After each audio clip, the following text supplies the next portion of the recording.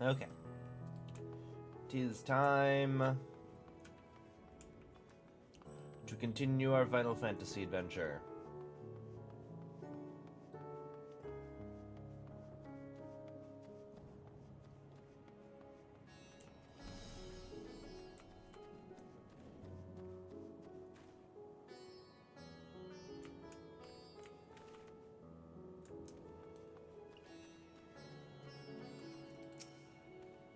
Finished your rounds, ready to share?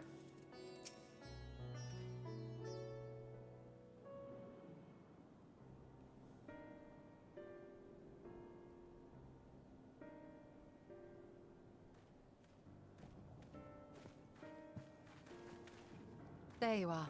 You've spoken with the survivors. Indeed. We thought to share what we have gleaned, that we might together gain a greater understanding of present circumstances.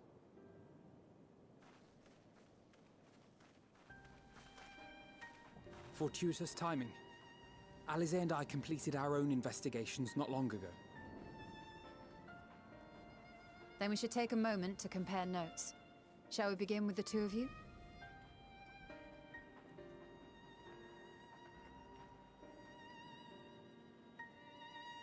Explaining gestures, panning up to convey the passage of time.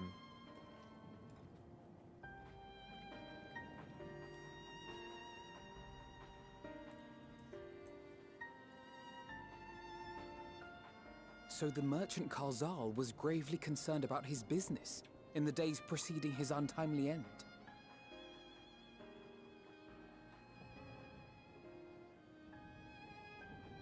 The tales we heard were much the same. The first victims to be changed into blasphemies were all overcome with anguish of one manner or another. Then those who saw their loved ones stolen before their eyes succumbed to a similar panic, setting in motion a chain of transformations. Fear, unease, despair. These negative feelings serve as a catalyst.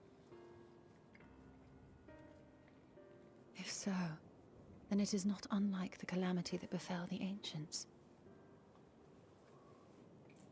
With their creation magics, they unwittingly gave form to untold horrors.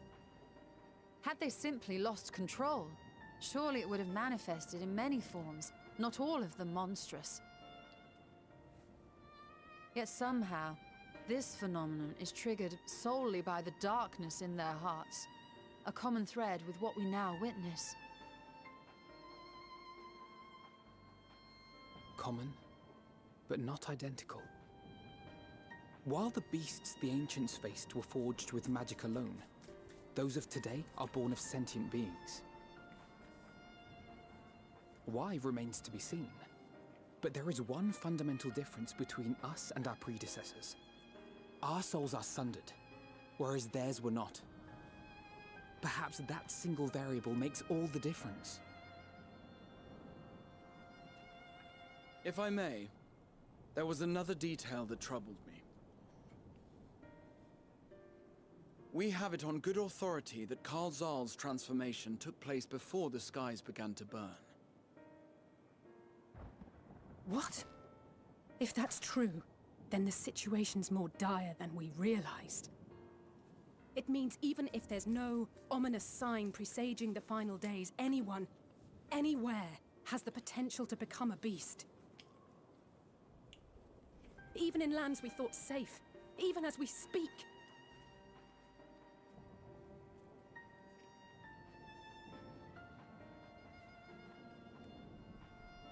Look! It's the Satrap! The Satrap! Thank the heavens!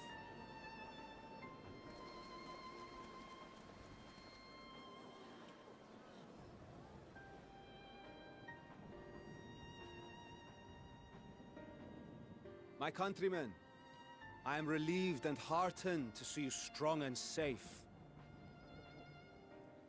While the danger has not yet passed, far from it, allow me to assure you that the beasts that raged within the city walls have been exterminated to the last. Outside this sanctuary, The brave men and women of the Radiant Host and our dragon ally continue to battle our unholy foes. Our dragon ally, he's just a dragon. I pray these tidings put your minds at ease and help you calm your hearts. Have faith that we shall soon conquer this terrible trial. Your Excellency, is there any word from Palaka's stand? My grandson was bound for there yesterday, and I worry for his life. We are still awaiting a report, but I promise you, as soon as I have aught to share...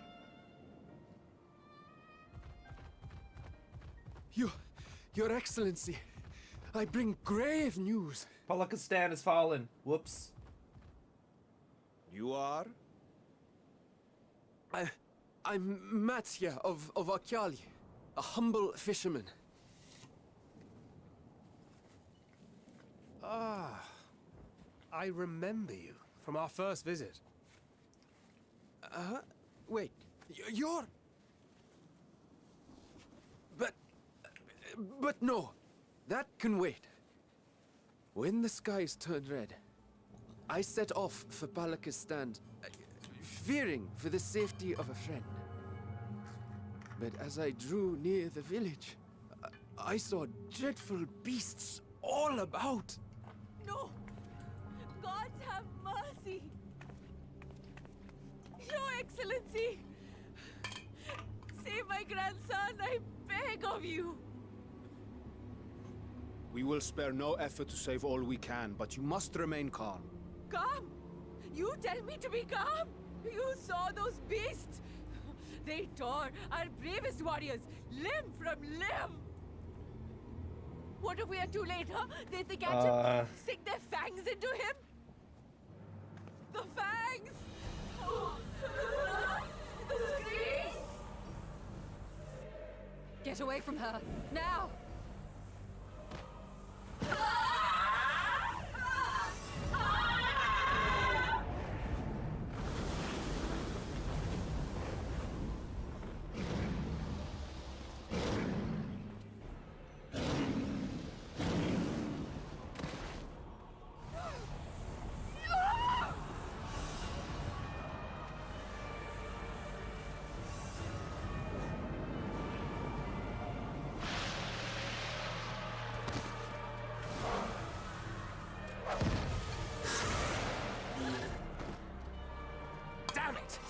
We've got to kill them before it spreads. We'll handle this. See the townspeople to safety.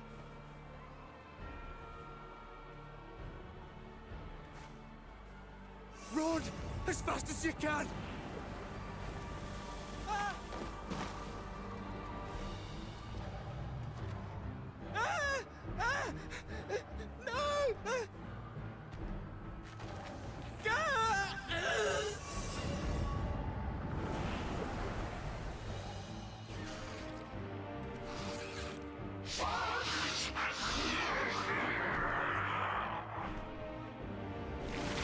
Oh.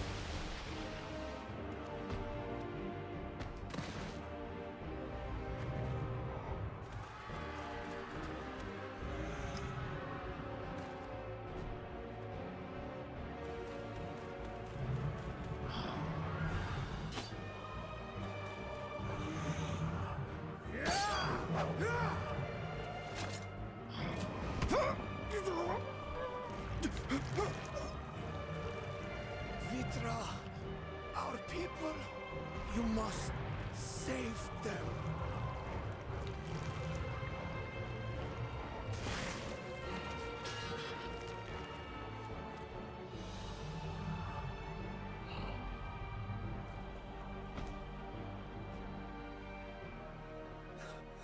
My son,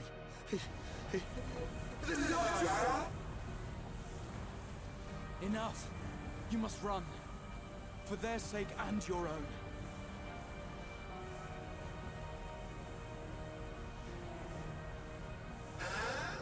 Yes, you will survive. You must.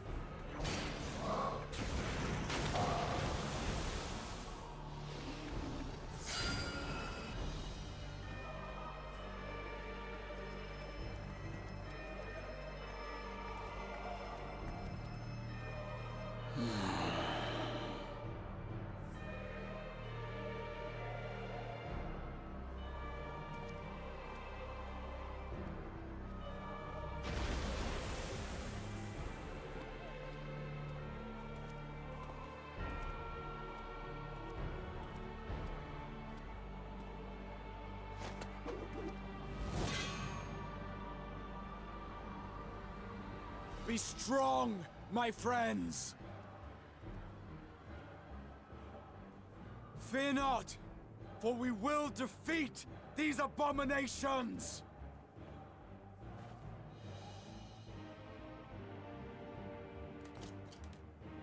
Brave men and women of the Radiant Host, lend your Stola and Thancred your aid. Let not a single beast escape.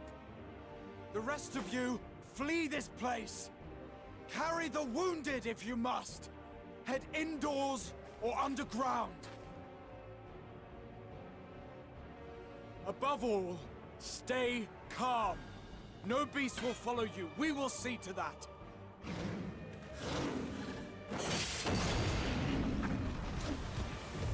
Alphino!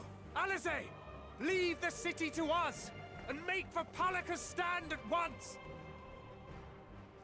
Matsya, show my friends to the village! I promise you, they're more capable than the host's finest! Right! Go with them, will you? We will save these people. As many as we can.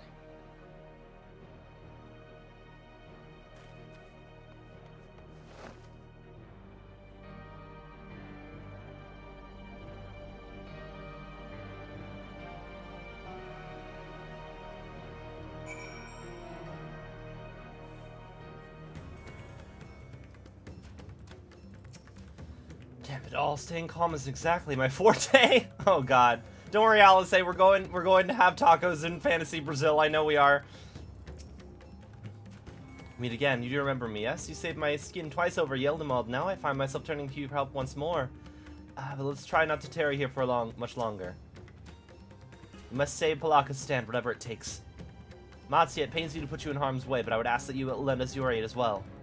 Of course, Palaka's stand is not far, it's just down the hill. But as I told His Excellency before, the path is blocked by terrible creatures. I had no choice but to turn back. In that case, that's what we shall do. Take the lead, dispatch any beasts. We'll keep Matsya hidden among the trees and follow when the path is clear. There's no telling what dangers await us. Keep your eyes peeled.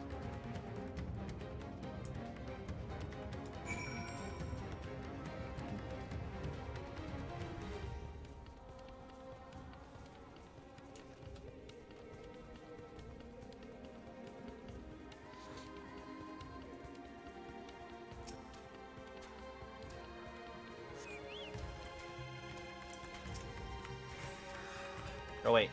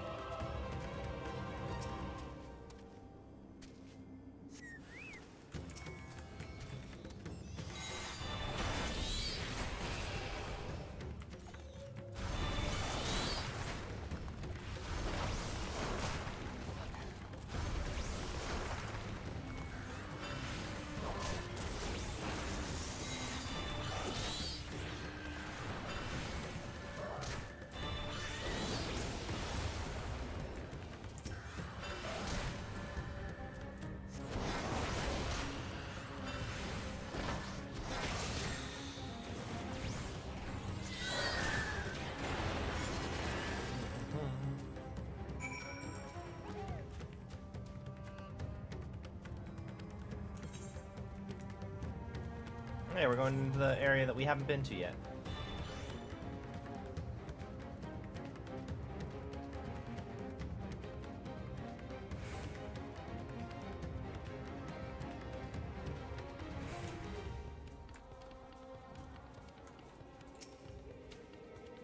What happened to them?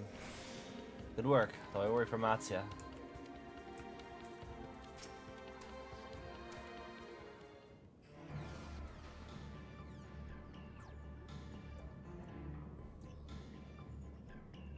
Cannot be.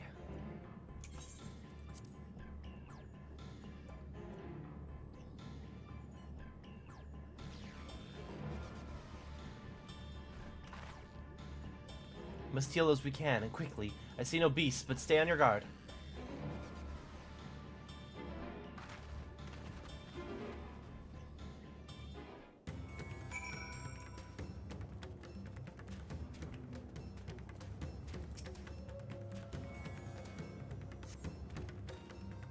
Cooling bodies already been stiff and massive wounds suggest the villager was gored by a terrible beast. No pulse, nor do they appear to be breathing. Fun.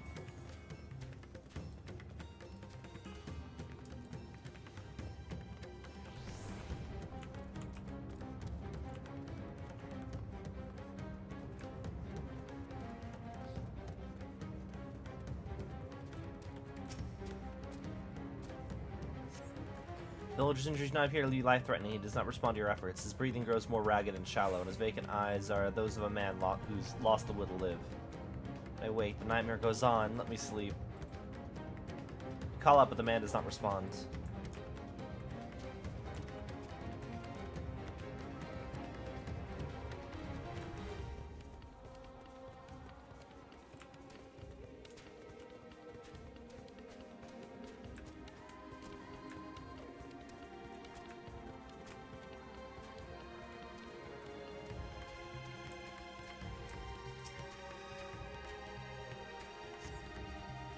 You've come to help us?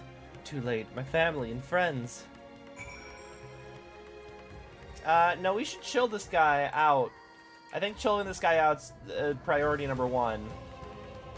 Also, while I'm here, let me just attune to this ether, right?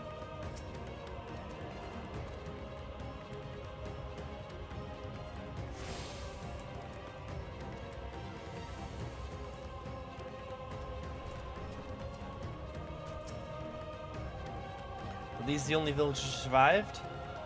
I can only hope the others managed to flee, but if the rest have turned into beasts by the 12.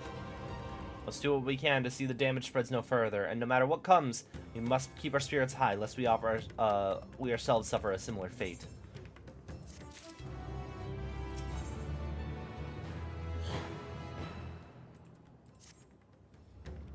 I can take to the rest. Pray look after Matsuya. No doubt what he has seen here weighs heavier on his heart than ours.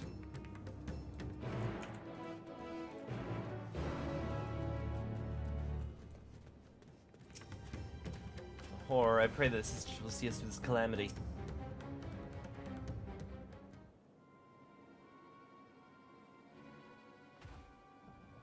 Oh, this is Eorzea, the elder here. He is hurt, but praise be to the sisters, he still lives. Young Matsuya here has told me everything. I have no words to express my gratitude for your aid. When the heavens began to burn, we were afraid, but we did our best to carry on as we have always done. Until today, when those unholy beasts came pouring into our village, a flood of midnight and death. There are no words to describe what followed. Men and women I have known since they were babies, struck down by the creatures, only to rise again to join the murderous horde in the guise of those same hideous fiends. In the chaos, a handful of our villagers fled for their lives. I can only hope that they have found their way to safety. Matsuya, do you perchance remember Karas and Mivan, the young couple who always brought you your freshest catches? Who always bought your freshest catches? How could I forget, Elder? When I first came to peddle my wares, desperate to eke out a living, they showed me such kindness. Others shunned me as an outsider, as is their way, but Karas and Mivan bought my fish and sung its praises. They turned my fortunes around. I fear they're in terrible danger. I saw them running towards Agama Temple. One of the beasts in close pursuit. They had their child, still but a tiny babe. To elude these fiends while caring for one so young is an impossible task. Surely, I beg of you, go to their aid.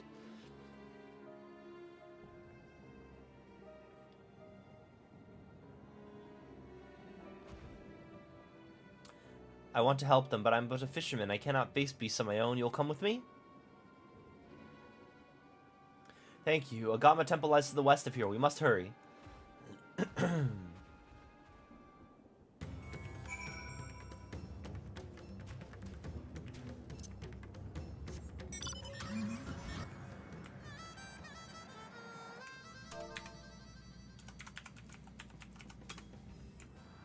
I mean, I don't need to turn the music off.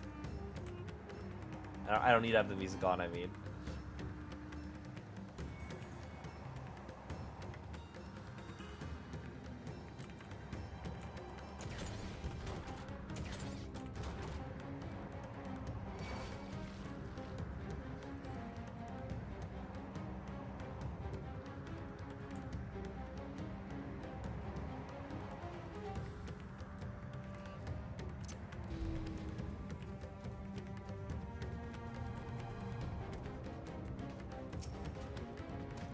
Temple just ahead.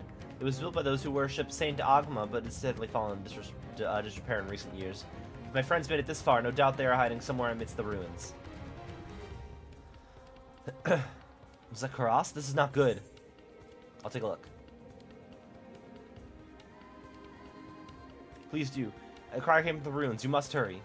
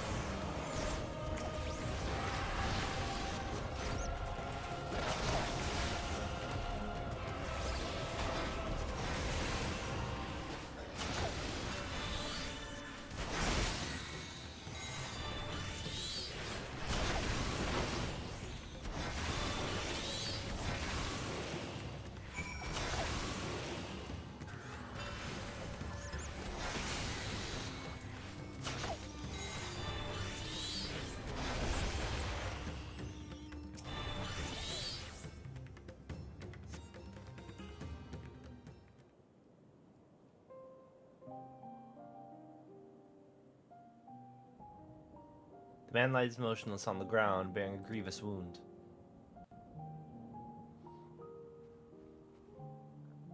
Sorry, I tried to stay behind, but I couldn't.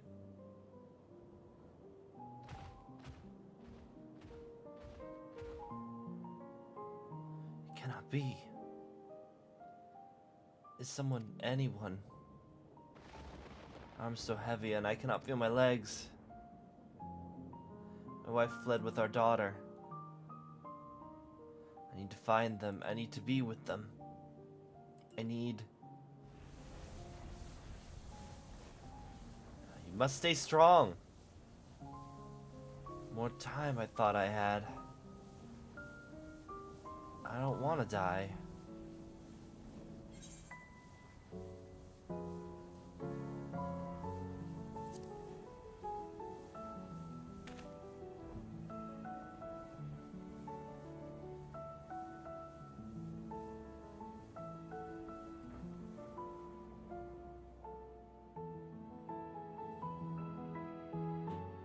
Thank you. Please find them.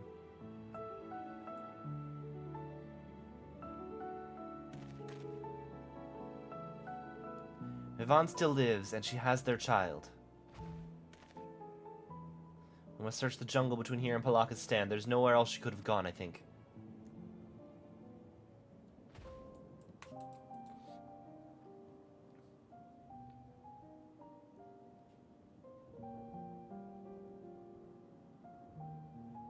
Forgive me, Karas, for once we save your wife and child, we will return to lay you to rest.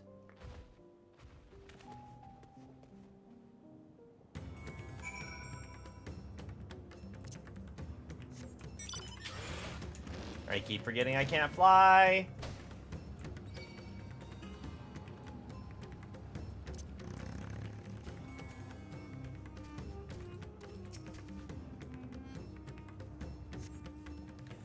You see no tracks or signs of recent travel.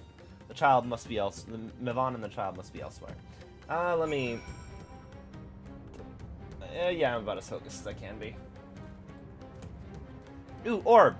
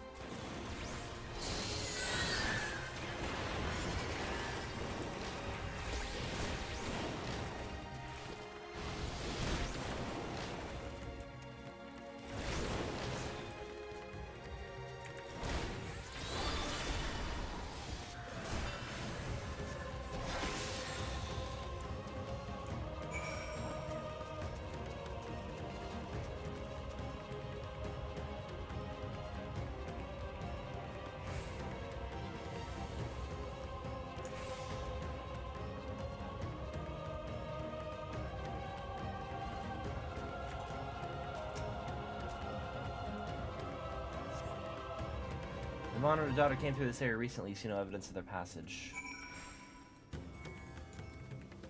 That goes to the end of the world, and it's a little depressing.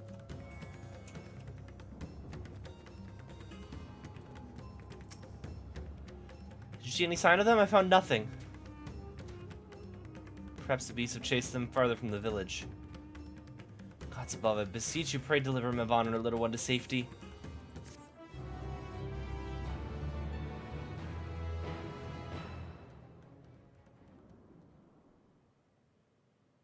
Meanwhile, in the skies above Thavnir.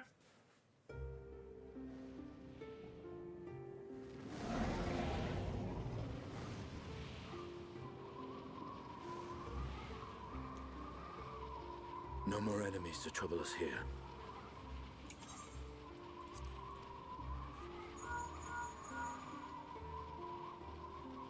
It's me. How fare you below?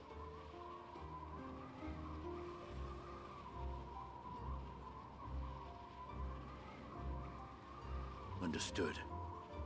I will inform Vritra. Chaos and panic sweep Raz-at-Han, and many more have succumbed to the transformations. Amidst the fray, Ahoan fell, protecting a grief-stricken father.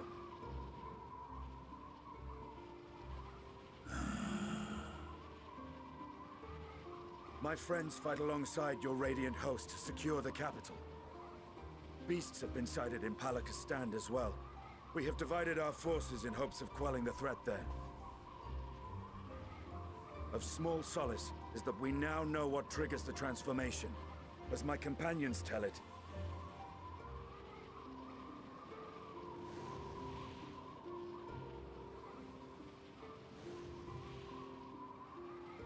so it is the very fear and despair in their hearts which inflicts this abhorrent punishment upon them. A nightmare from which my children will never awake. O capricious and cruel fate, they are undeserving of such condemnation. will you wallow in sorrow or rise to the occasion? Raz-at-Han is leaderless. Before he passed, Ahoan sought to reveal the truth to his people. Honor his wishes. To what end? To breed a new conflict between dragon and man. These claws could reduce thee to shreds with a touch. These jaws crush thy bones to dust. Only through my proxy could I walk with my children. Without him, I am a bringer of fear, no different from the beasts which beleaguer them.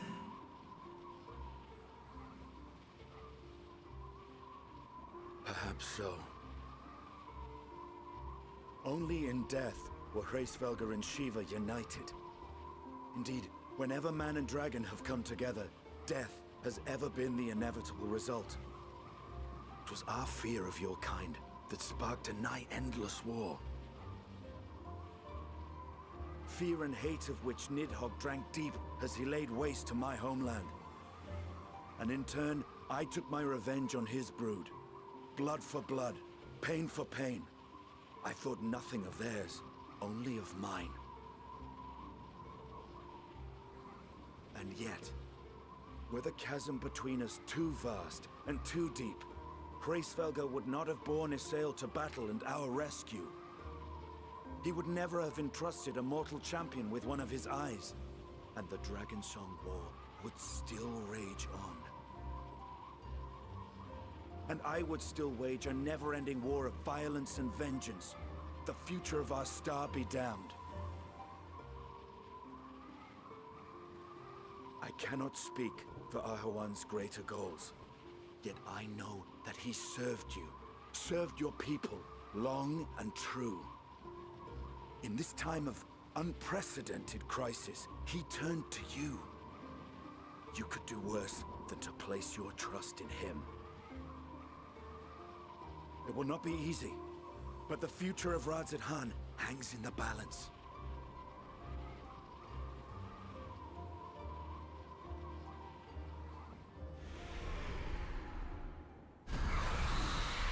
We have company.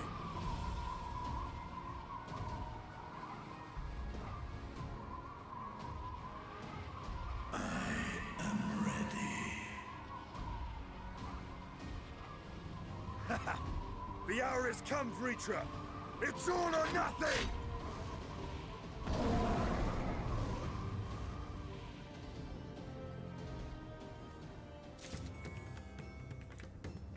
Hey Matsuya, please don't do that animation that people do before they transform into a monster.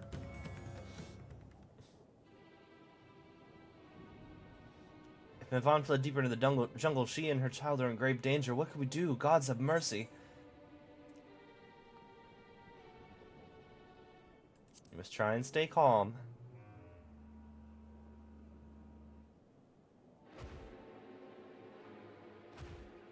How can I at a time like this? They could be dead.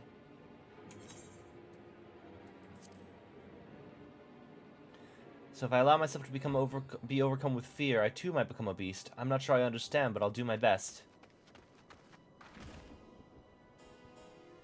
I've seen to the wounded. How'd the two of you fare? Did you find your friends?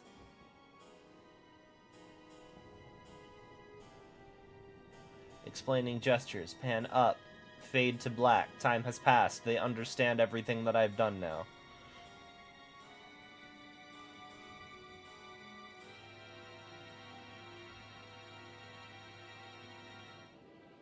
In that case, let's help you find the mother and child.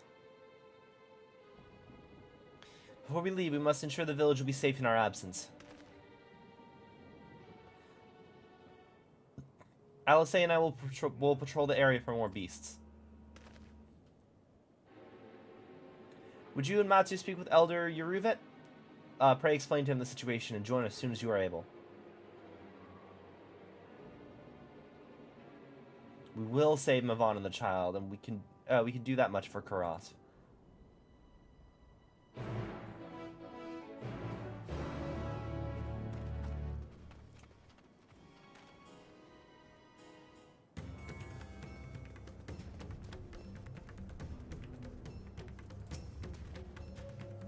I'm heartened to see you both safe, but what of the family? We found Karas, but he... Say no more, I understand. We've lost another of our dear friends. Karas may be gone, but there is still hope for Mavon and their child. Please find them, I beg of you. And if in your search you come across anyone else who escaped the slaughter, pray tell them what has happened. I'll do my best to keep the villagers safe and their spirits high. Let us rejoin your friends at once.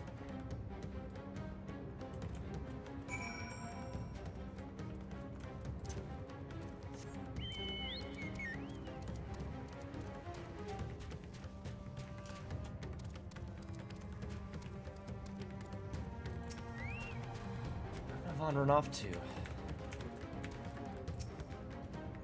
We encountered no beast during our patrol, thankfully. Police report the vicinity appears to be beast-free, no doubt thanks to your earlier efforts. And with that, let's resume our search for your friend and her child. Where should we begin, Matsuya? We found Kisroda. If we follow the Kisroda south, we'll arrive at Perusa, a temple. It's a sacred place where people go to commune with divinities. It's possible Mavon sought shelter there, and perhaps other villagers as well. Then it's settled. Stay close to me, alright? You two take the lead. Keep an eye out for beasts and anyone in need of help. We will. We make for Perusa, quickly as we're able, with me.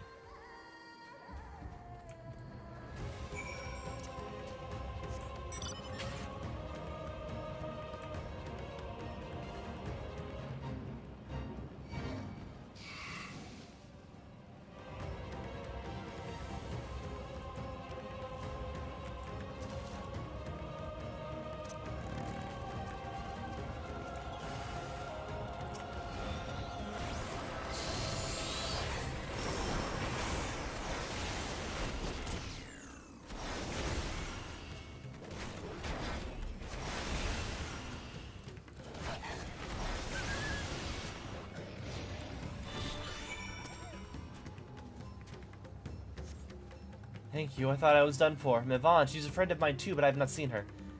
She must be out there somewhere trying to avoid the beasts, and with the child. Gods, worry not for me. I can make my way back to the village on my own.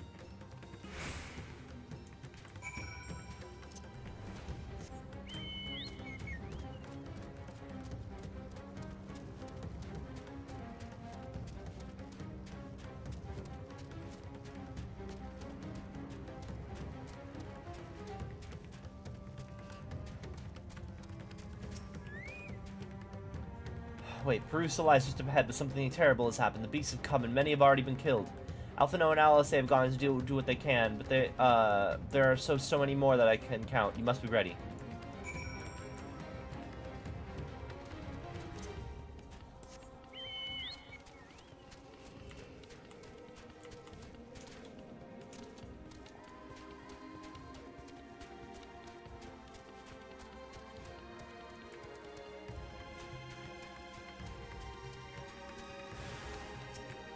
Oh no.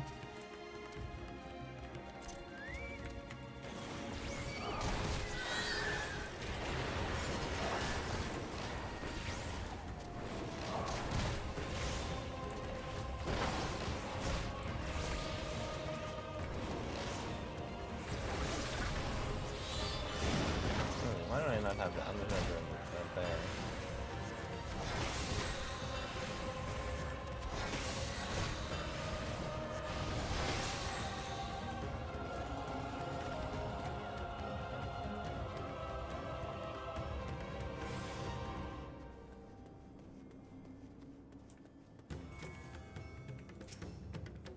Remain calm and do not wander off. I'll tend to the wounded.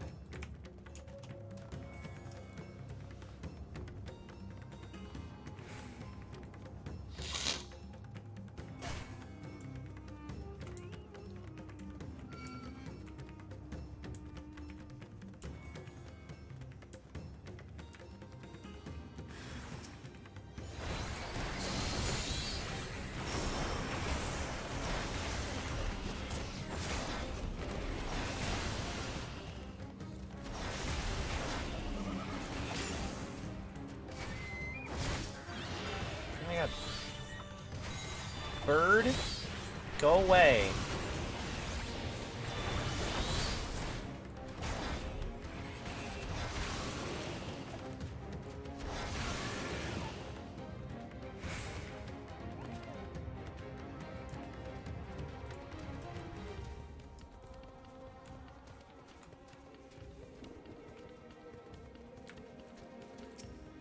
Stay strong, we'll keep you safe, I promise.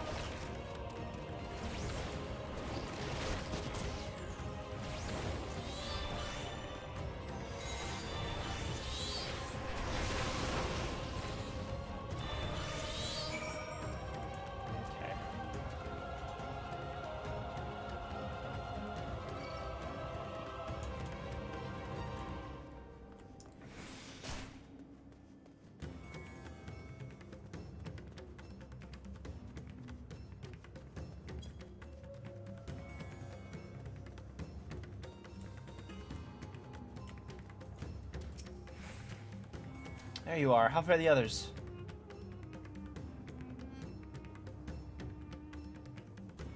I see. You've seen all the beasts in sight. In that case, let's have everyone gather in front of the temple.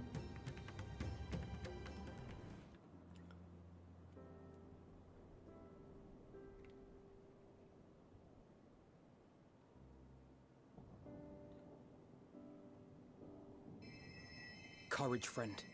The pain will pass.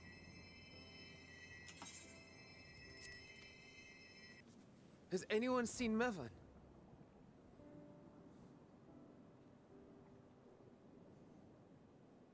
Where could she be?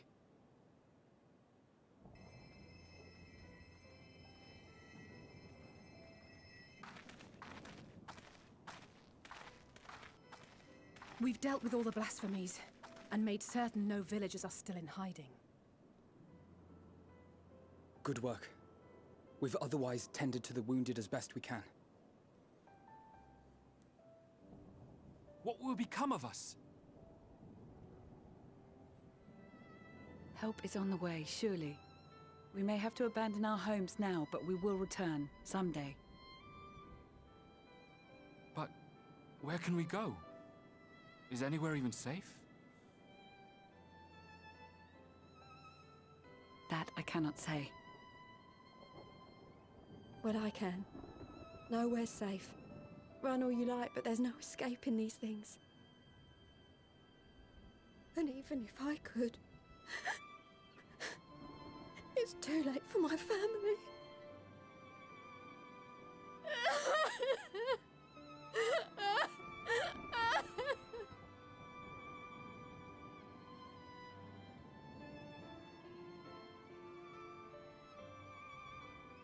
This isn't good. The more they dwell on the tragedy, the more likely we are to lose them too.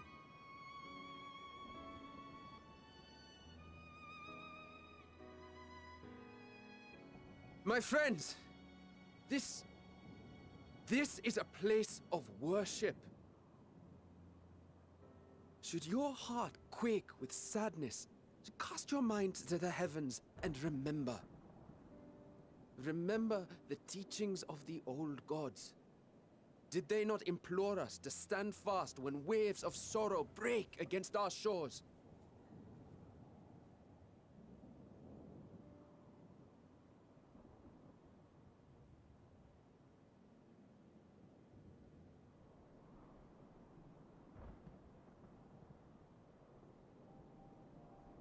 Know this, my children. There is more ugliness than beauty in this world. To live is to suffer. To drink of calamity and drown in anguish. To toil and be tested, always and ever. 'Tis a perilous path you walk. Death lurks in the dark, and is the sole promise that awaits at journey's end. You will tremble with terror. You will weep tears of anger and despair.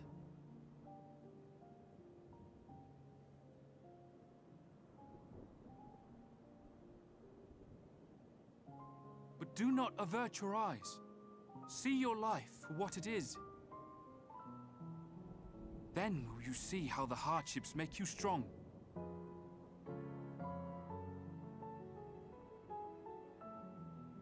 Every doubt reforged as scales for your armor. Every agony to temper your blade.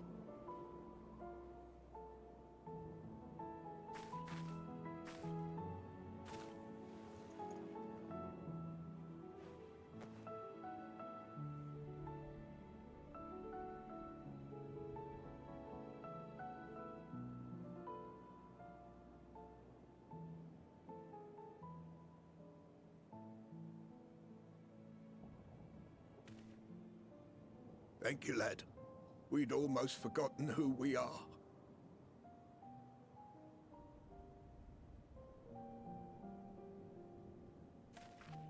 My undying gratitude to you as well, my friends. You were searching for Mevon, no? We must return home. I pray you help the boy find his friend. Gladly. We dispatched what beasts we could, but the roads are still dangerous. Stay together and go in safety.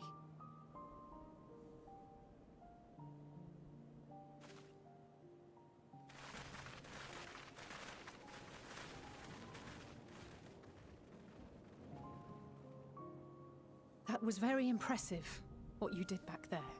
Those words seem to resonate with your people. They should. They were the first spoken unto our ancestors by the divinity of legend. I'm easily upset, and fish are wont to flee a temperamental hand, so I recite the teachings over and over to calm myself. They're lovely. and inspiring to hear, though I imagine they were born of great misfortune. They are born of life. There's as much bad as good in it. More, many would attest. All the more reason to appreciate the good when you can. I won't argue with that.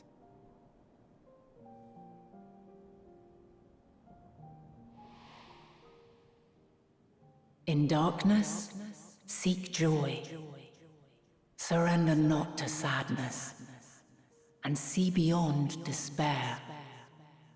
Walk free, and bear the light for others to follow.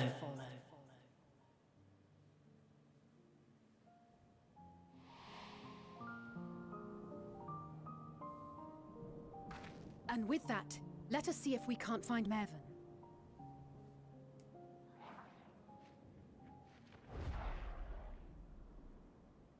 Did you see? That beast was chasing someone.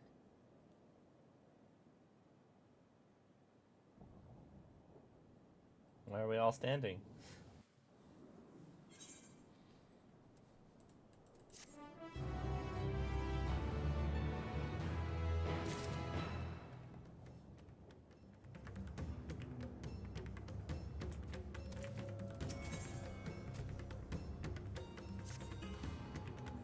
There, the view is blocked by the trees, but I'm sure I saw someone being chased by a beast.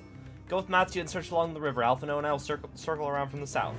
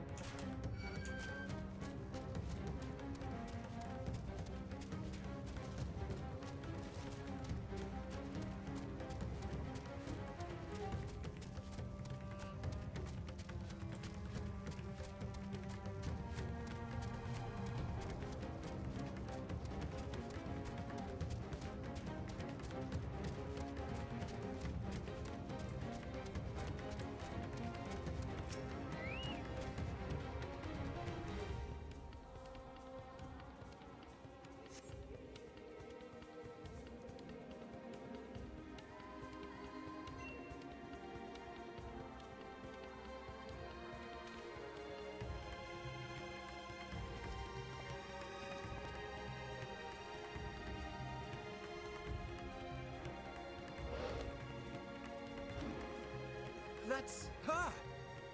No, I'm sure of it! Mervyn! Don't, please!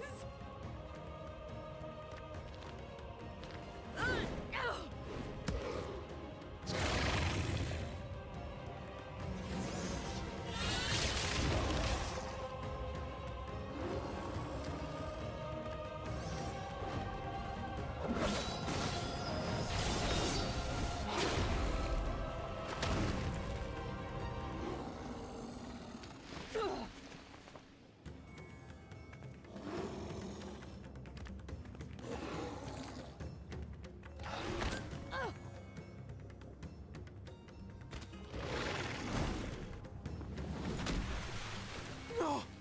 God have mercy!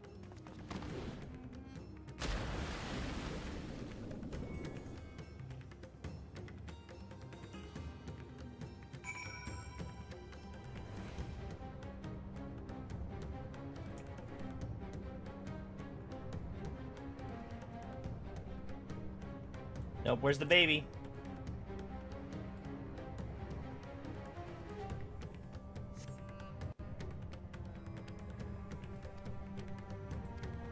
Doubt it, we're nowhere to be seen.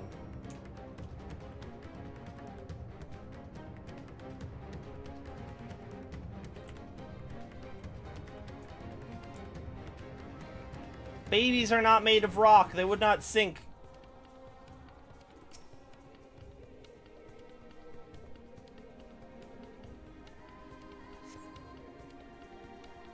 If she outlives, you cannot tell, but she will surely not survive unless you take her to the surface at once.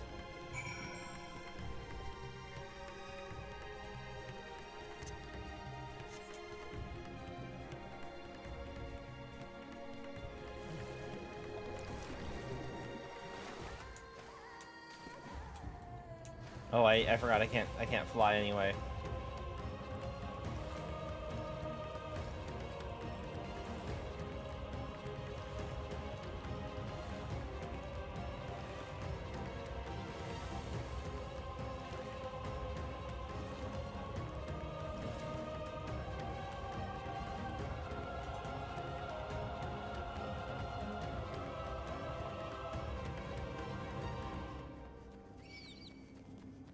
The baby should have floated.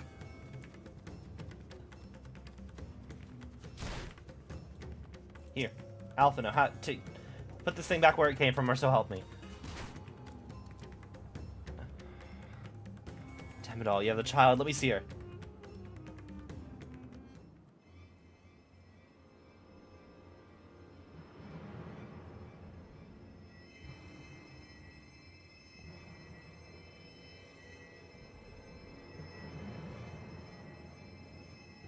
She's so cold, Elfino.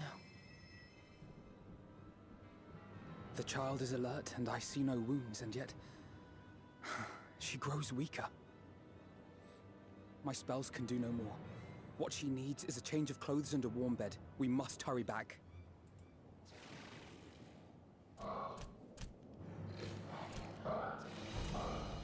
Not now! Matsia, take the child.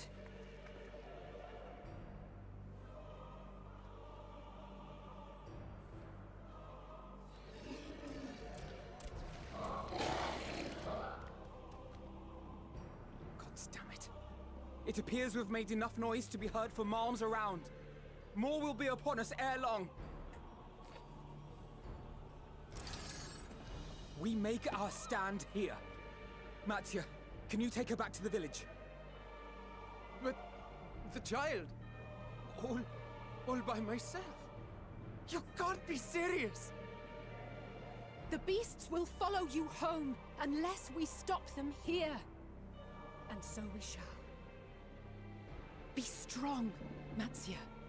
Her life is in your hands. So no pressure. Right. I can do it. I know you can. We'll keep them busy, Matsia. Go! Quickly!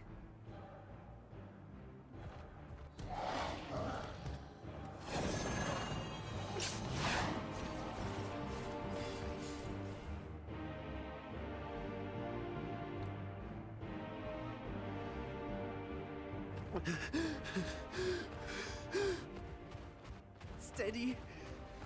You know the way. Oh no! No! No! Not you too! Aww.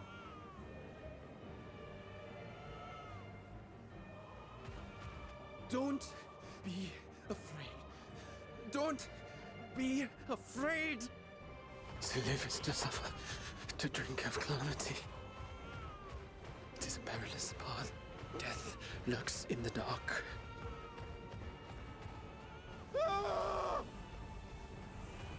No!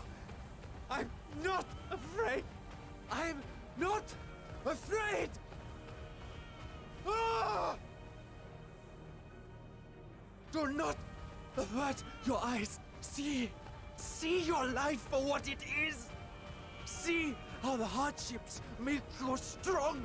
Every doubt reforged.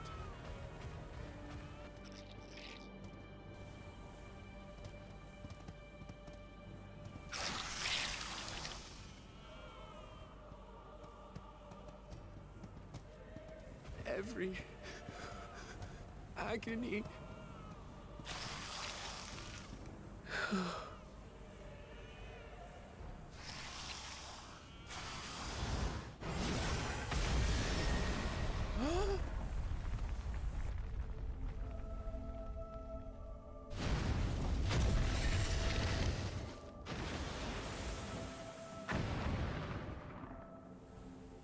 The divinity? Nay, but one who would deliver thee just the same.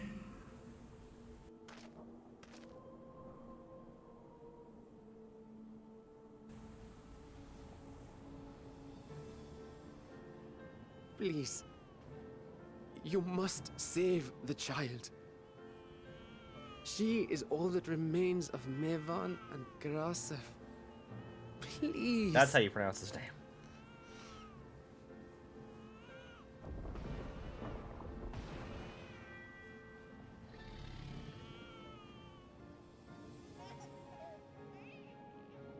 Well, well. Seems the babe's taken a liking to you.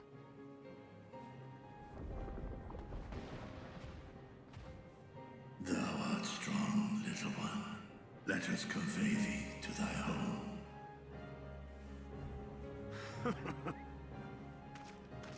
I spied our friends as we flew in. They appeared to be holding their own against the Horde.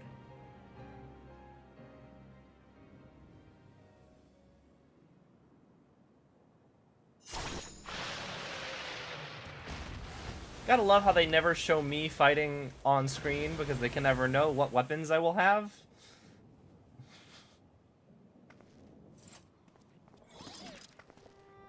Right. That's the last of them. We should hurry and find Matsia.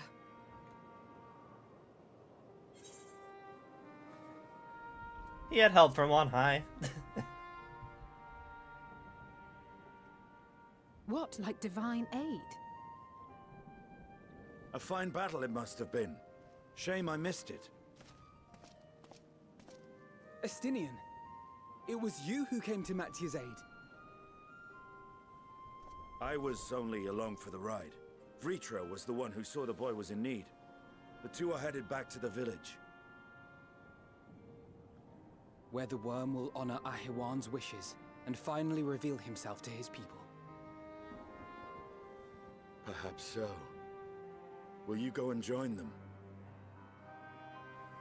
There's something I need to do first. Mervyn gave her life so that her child might live.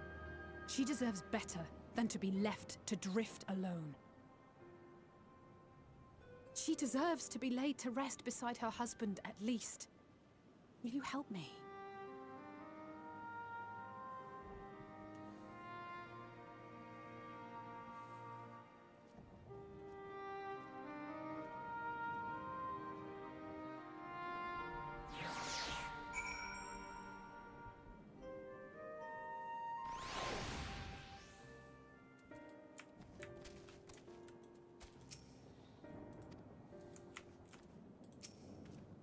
Go. I'll keep watch till your work is done.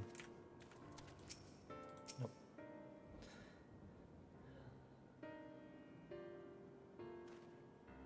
We've done what we can. 'Tis for the villagers of Palaka's stand to perform the funeral rites. If nothing else, Mevin and Karas died as they lived, as themselves, and not as beasts. Their souls will find peace in the ethereal sea. Do you think the day would come when even that smallest of solaces would be this comforting?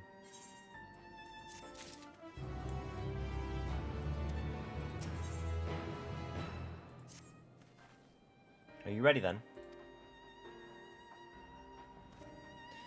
In that case, let's head to Palaka's stand. No doubt Vritra is awaiting us.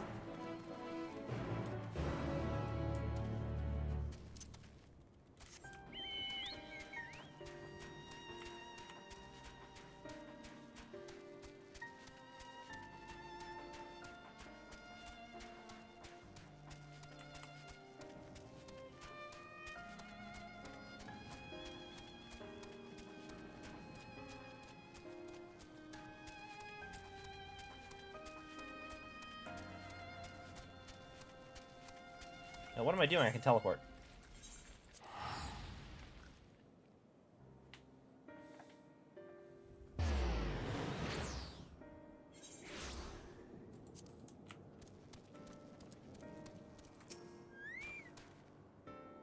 First hordes of beasts, now a mighty worm. Our world grows stranger by the day.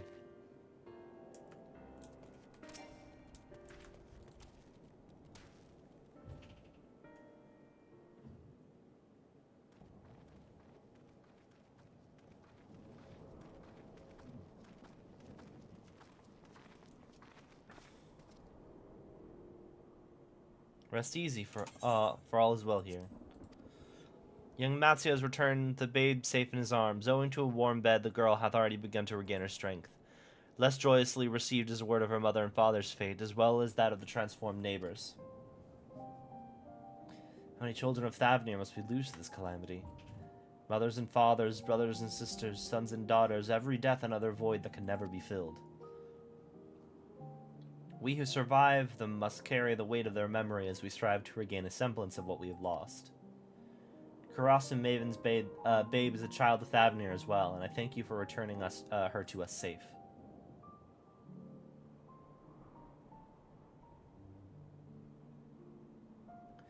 Most great and merciful Worm, I have not the words to express my gratitude.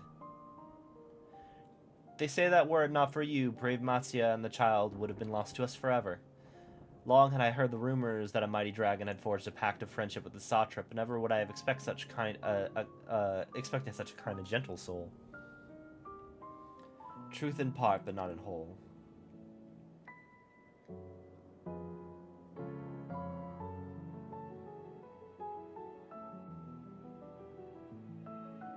I'm Vritra, and for years uncounted hath this isle served as mine abode. An isle I have ruled over as satrap, with Ahewan as my loyal servant. Am I yours to be believed? You were the satrap all along?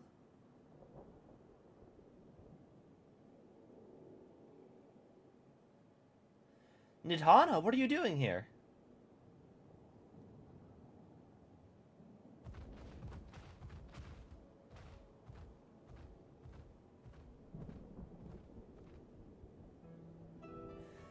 I heard from the Radiant that you had gone to help the people of Palaka stand in their time of need, and so I and several of my colleagues from the Great Work came to offer our services.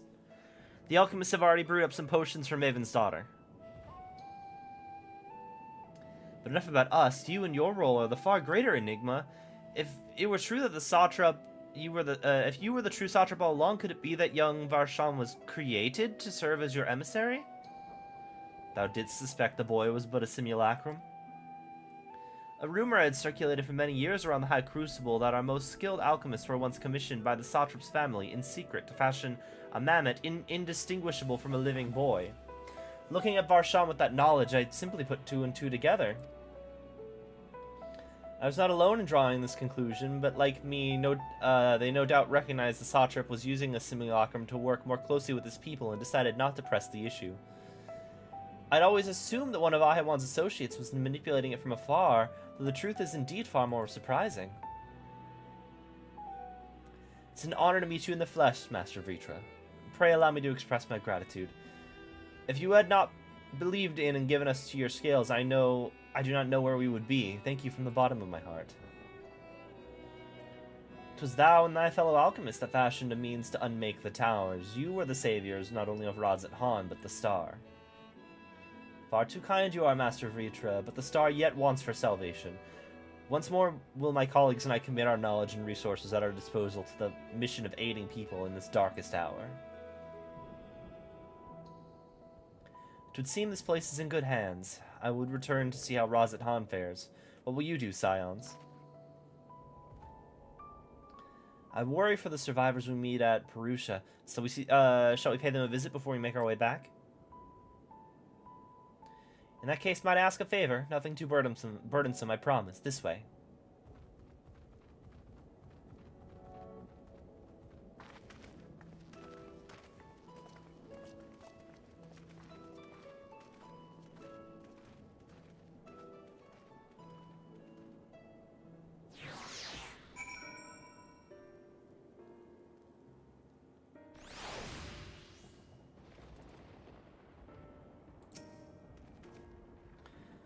Needs to simmer just a bit longer, I'd say.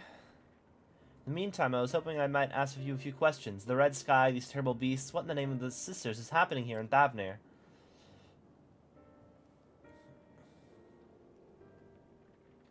Oh my, that's a rather lot to take in. Would seem the situation is even more grave than we suspected. Thank you, friend. My colleagues and I will use your knowledge to see if it can further our own research. With that, here we are, a pot of piping hot chai brewed from my own secret recipe of spices and tea leaves, together with hearty helpings of rich milk and the purest sugar. I've made enough for everyone in the village. Might I trouble you to deliver a few cups? The drink has medicinal properties, then? Not in the least. The ingredients are quite ordinary. It's so very tasty, though. It has a way of lifting the spirits. The spicy aroma and distinctive sweetness of chai is simple, everyday pleasure on an island. Sometimes the best medicine is the simplest. Lovely sentiment, Nidhana. By all means, allow us to assist.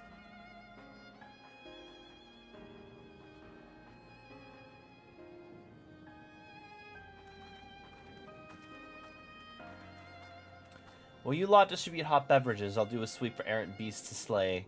A far less arduous task, no doubt. When you've finished, look for me at the Wakeful Torana. Wakeful Torana.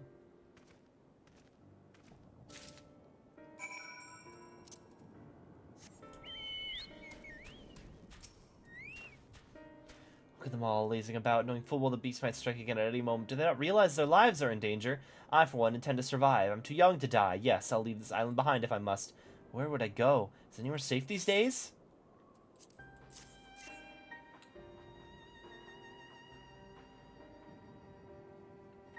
Cup of chai. Can't you see I have more important things to worry about?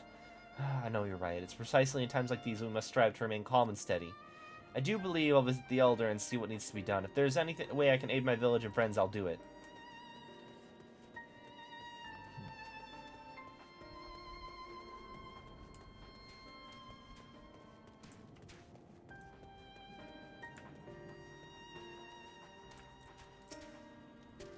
I know you. You were the one who saved us from those beasts back at the temple. Were it not for you, well, let's not even think about that. At times like this, we mustn't dwell on what might have been, but look to the future. But what future awaits us? How can Razat Han hope to recover from this? Most of my friends are gone, and I don't know where to turn.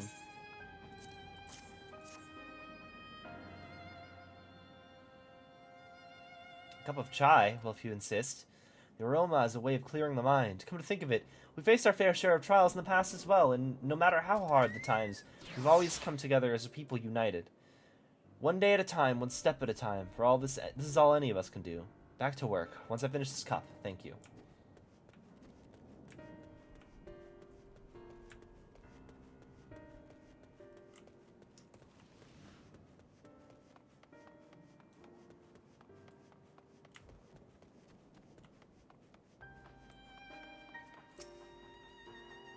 Sorry, I just want to be left alone.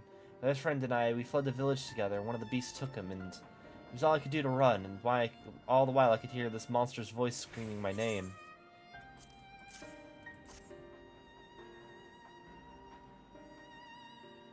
This is for me? We used to drink chai together often, shared stories over steaming cups after a hard day's work. Thank you, friend. The pain may never pass, but I must press on all the same, for his memory and for we who must remember.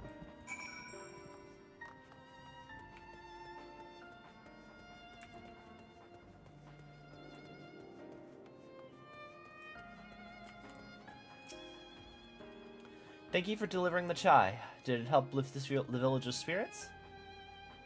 It's heartening to hear indeed. The final days showed no signs of abating, but that is all the more reason we must hurry to keep our composure. Our lives have been forever changed. The people we have lost will never return to us. These tragedies will long weigh on our hearts. But we have the capacity to live with our suffering, to carry the agony until we too join the fallen in death. It's not a surrender, but a recognition, for it's only in acceptance that we find the strength to move forward.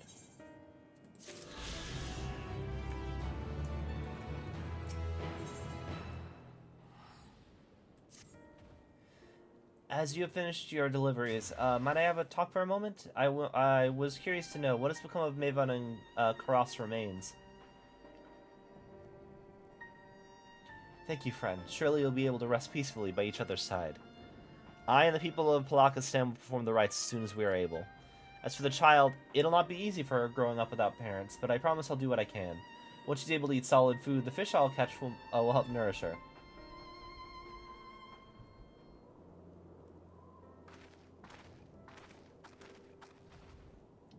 Well, we've finished delivering the chai. I do believe everyone has a piping hot cup. I can almost believe there's a magic at work with how the tension fades with every sip. Let's pray Palakistan has seen the last of those transformations, at least for now. They're still at risk, as every village in Thavnir, like as not. Still, I trust we can leave this place in the care of our friends from the Radiant and the High Crucible. Shall we return to Razat Han? By all means, do not let us keep you further. There are still many who will have need of your wisdom and strength to deliver them from this terrible calamity. I will do what I can as well. I will bring rations and supplies from Machiali. We have plenty to spare. Let's find Estinian and be on our way. Where did he wander off to again? The wakeful Torana, near the bridge to Radzat-Han, as I recall. Very well, then.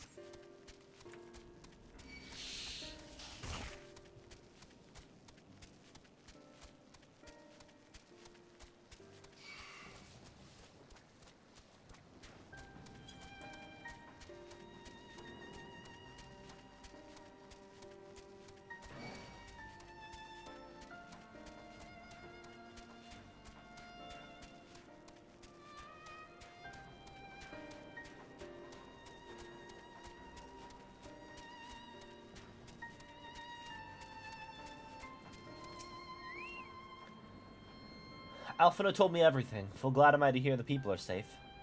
Likewise, you'll be pleased to know I found no evidence of lingering beasts in the jungle and ruins. 'Twould seem you finished the last of them.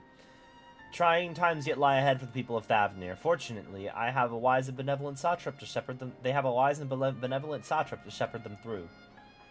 Speaking of which, I received word from Thancred not a short while ago. He awaits our return in the city at Zal's path. Come.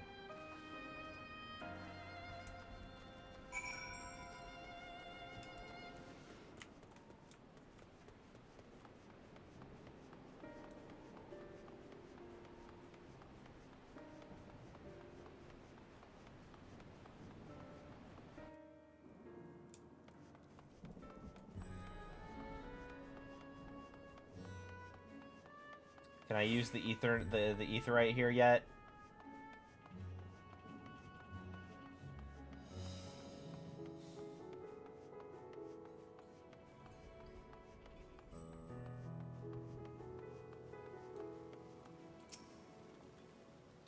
It's good to see you safe, given the skies. 'Tis all too easy to fear the worst. I am pleased to report that we've succeeded in quelling the threat here in the city. The beasts have all been felled, and the citizens are safe for now. I've also heard from the Radiant that an important proclamation will be made in the city square, though they said no more than that. Might you have any idea what this is about? So Veritro's finally coming out from behind the curtain. I suppose we too should hear what he has to say. To Megaduda then. But before that, it would appear the word of the assembly has not yet reached all the citizens. If anyone along the way seems unaware, we best enlighten them.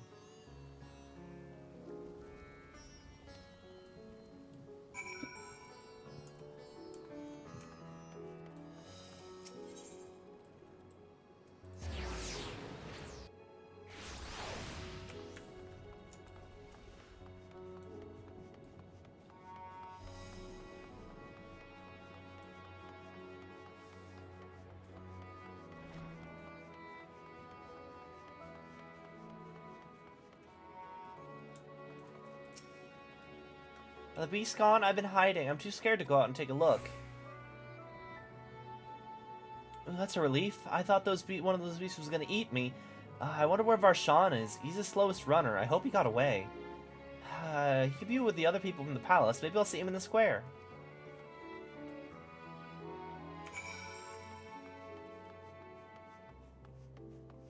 Yeah, you'll see him in the square, all right.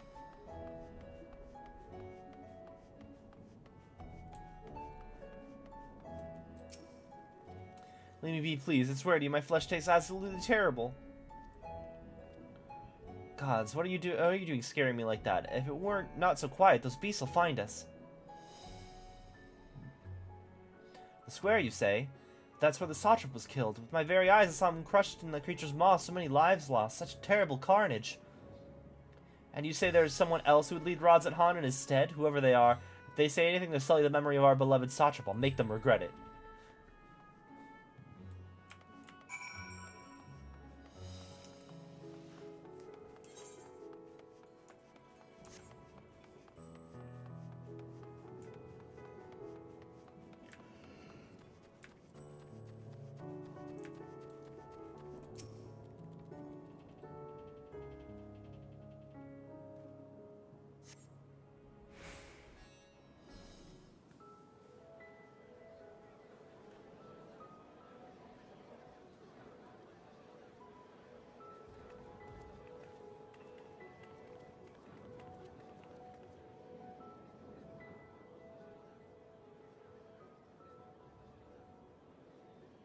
Look! Someone's coming! Auto advance.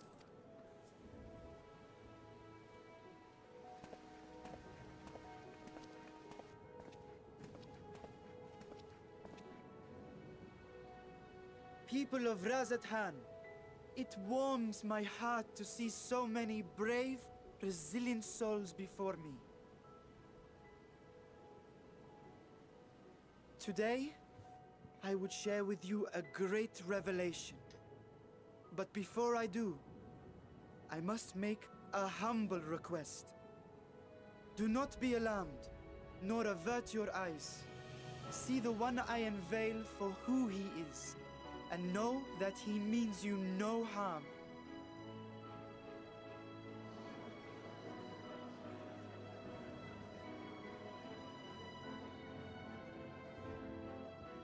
Very well.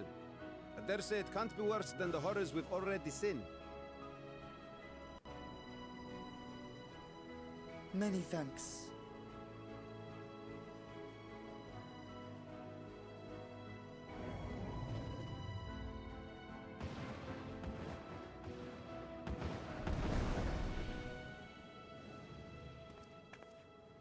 A dragon!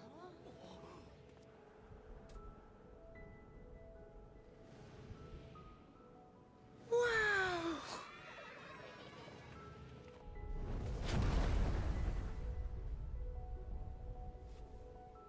People of Razathan, I am Vritra, and for years uncounted hath this isle served as mine abode.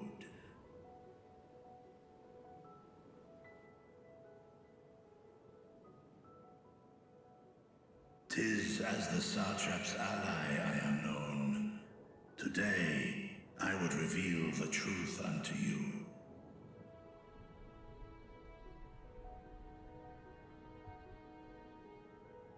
Let us hope they accept him.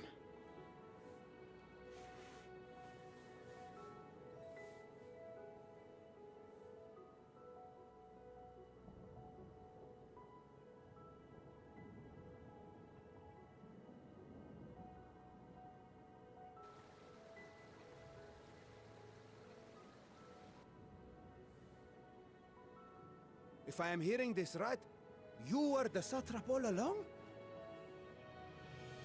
Vashan! I mean, Master Vitra, does your divine eye really see all? Nay, child.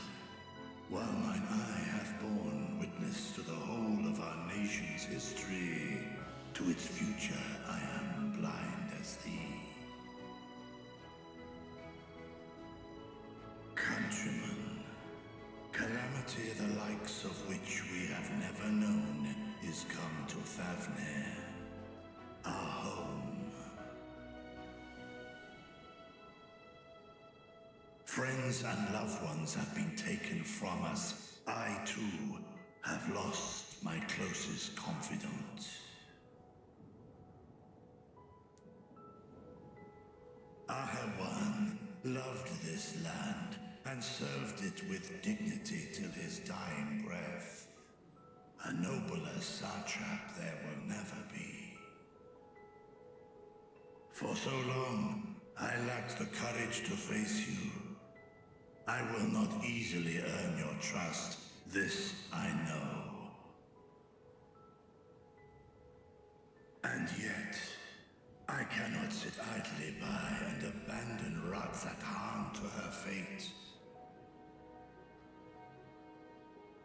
A font of boundless vibrancy, this jewel of the ocean.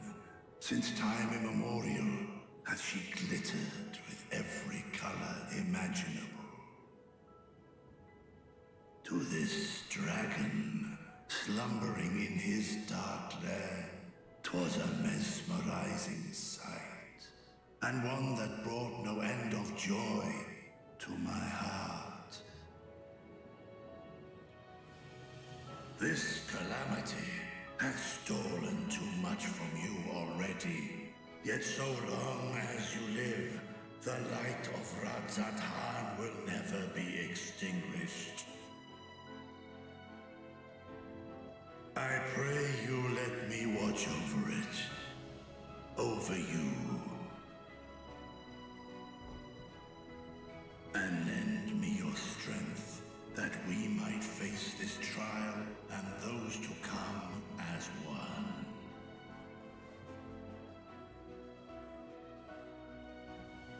I do not know you, dragon, but I thank you for speaking the truth to us.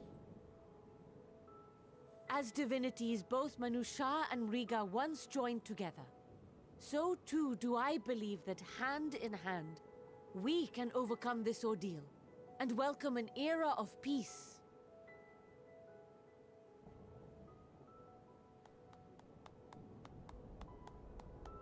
Just the one guy.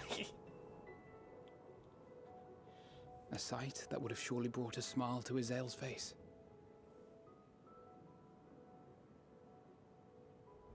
Indeed.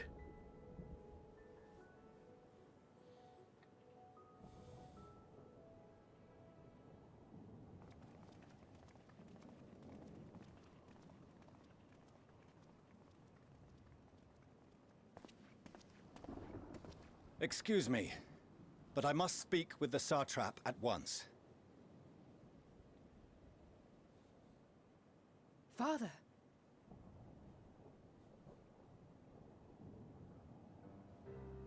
You have suffered dearly of late, yet you must endeavor to look beyond these losses to the future you yet have. On behalf of the Forum of Sharlayan, I come with a proposal by which you, the people of Radzatan, might be saved. I say again, I must speak with your Satrap. I beseech you, take me to him with all possible haste. He's right over there. I am Satrap here. Speak thy proposal. All present shall hear and judge.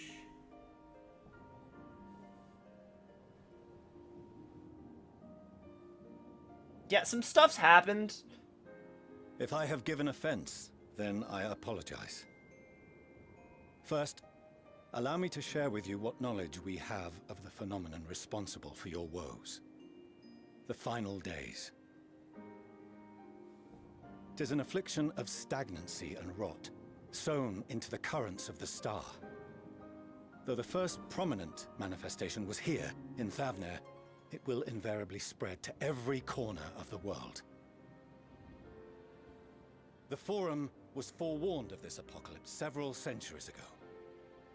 Thenceforth, my predecessors sought to prepare for the end times in the only conceivable fashion, by securing a means of escape. I mean, securing a means of prevention would also have been a conceivable thing that you chose not to do, but, you know, whatever. Escape the star? What madness is this? 'Tis by no means madness. It's Sparta. With the coming of the 7th umbral calamity, the true nature of the Red Moon, Dalamod, was revealed. That it was an artificial construct of ancient Alag.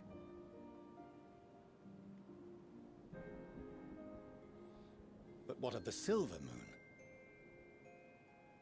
This celestial satellite is yet another technological marvel fashioned and maintained by ancient allies. A ship that will sail the heavens and deliver our people from destruction. And by our people, I speak not only of Sharlayan. We mean to save every man, woman, and child it is within our power to save. Including you, our dear friends of Radzatan. Recent events necessitate adjustments be made, and quickly, but we can and will escort you safely to the moon.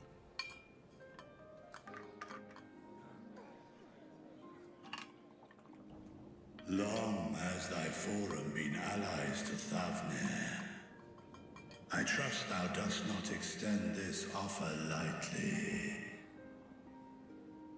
Yet I wonder, is this truly the way?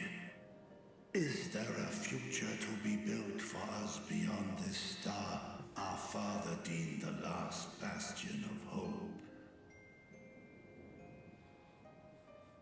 It is for that very reason I come before you and your people.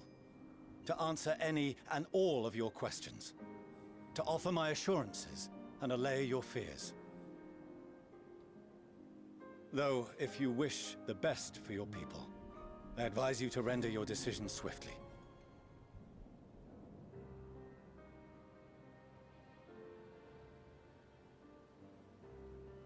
Show our friends to Megaduta. They are to be received as honored guests.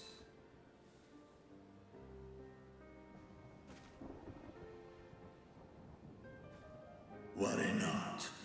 Whatever decision is reached, your paths shall be yours to decide. Until then, heed the warning of these brave heroes. Guard your hearts against fear and despair, for it is within such fertile soil that the seeds of blasphemy find purchase.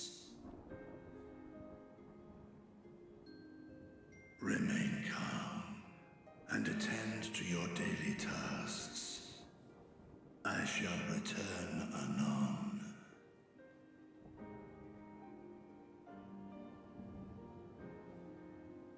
We'll do as you say, Master Vitra. We believe in you.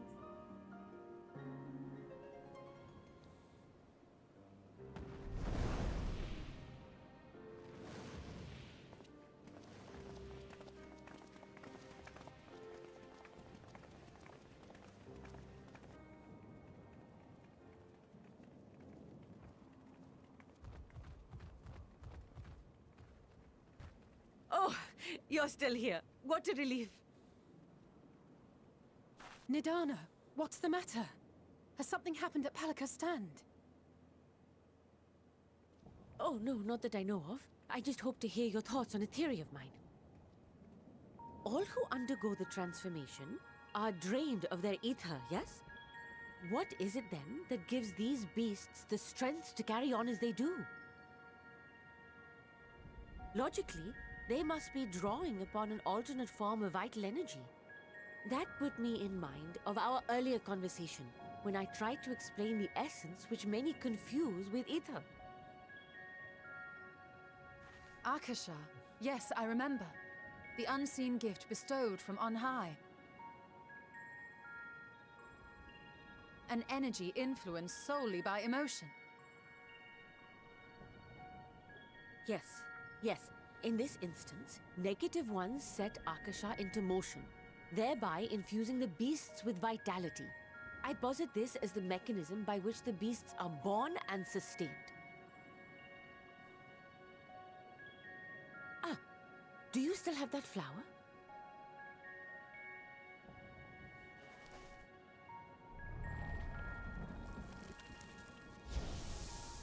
Oh.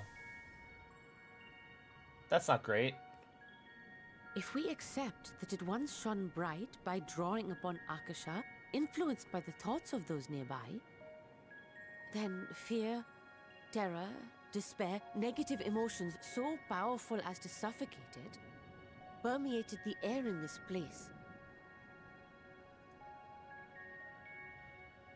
She told me that flower would be the key to saving the world. The forces which drive the final days may be beyond our ability to perceive.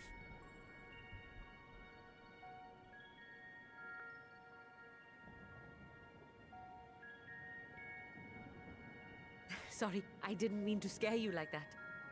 At any rate, I will continue my research into Akasha. Do temper your expectations, however.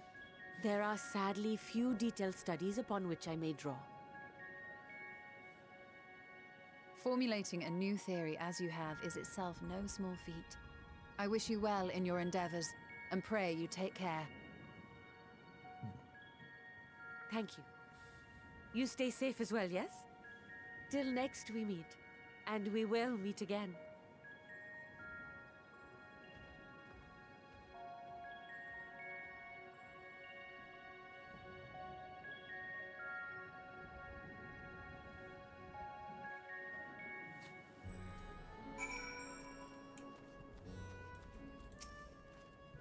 I have been entrusted with a message meant for you and your companions. When you are done speaking amongst yourselves, I would share it with you. The solution sits ill with me, but if life has taught me anything, it's that there's little to be gained from arguing with Sharlians. We must take it upon ourselves to find a better way. Even were Vritro to acquiesce to their proposal, just how do the Sharlians intend to transport the nation's entire populace to the moon? We have no better, safer course of action than to offer them fleeing to the moon. I know this, and yet Vritron's people love their home. There must be something we can do. That soldier of the Radiant there, if I'm not mistaken, he accompanied Ahewan Devanaspati. Could it be that he knew Vritra's identity all along? Under normal circumstances, the Forum's proposal would be regarded as sheer madness, but when the sky burns, even madness can sound appealing. Doubtless Vritra is loath to abandon his home, and yet absent other options, he cannot dismiss the option out of hand. As far as we've come, and after all the horrors we've seen, there is still so much we do not know about the final days. Could it be, as Nidhana said, that the curse of this causes phenomenons beyond our comprehension? And if so, are we powerless to forestall it?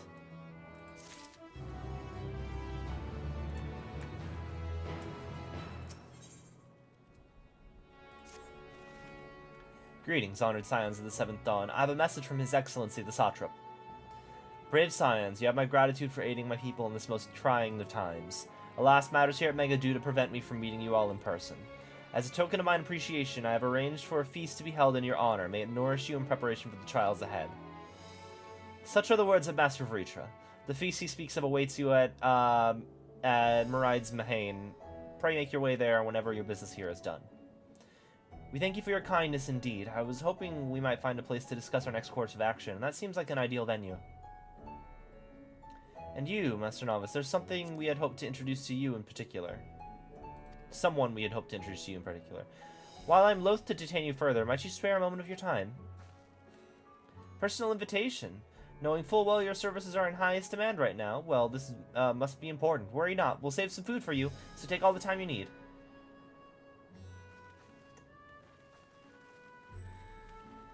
Thank you, friend. Whenever you are ready, please join me at the Aetheryte Plaza. I shall go on ahead.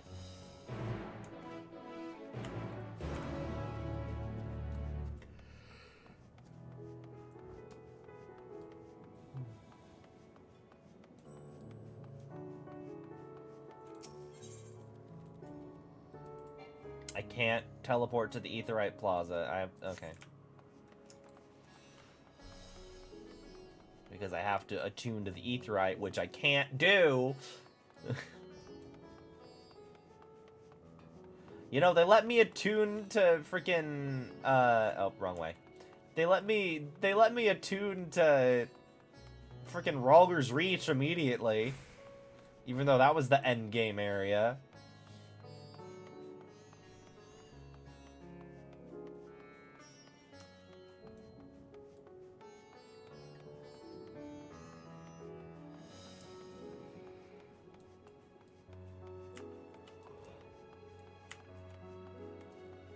Hang on. Can I click the thing? Can I do the thing?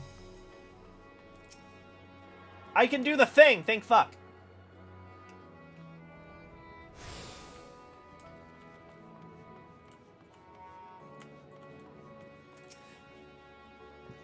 Access to the Aetheryte you see here has been restricted to a select few ever since the tower first appeared. We sincerely apologize for the inconvenience, but it was deemed too dangerous to permit the free movement of visitors at a time of emergency, a risk we could not take. In light of recent developments, however, the Satrap has decided that such restrictions would only hinder our efforts to combat the final days. As such, I would encourage you to attune with the Aetheryte before proceeding along the corridor.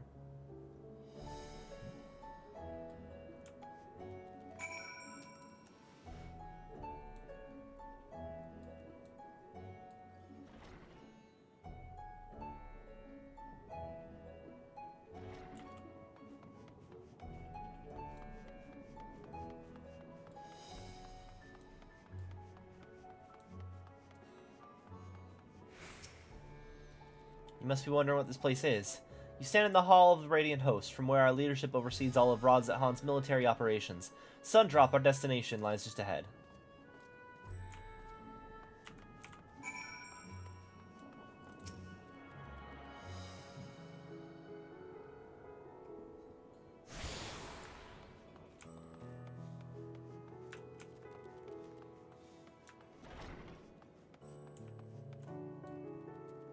Oh, Doman delegate. Uldan delegate. Lominsian delegate.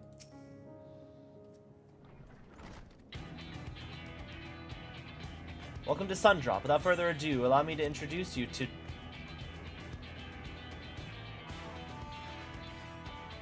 Oh, you're the famous missing novice, eh? I knew the moment you walked through the door. You've the look of one who's walked through hell.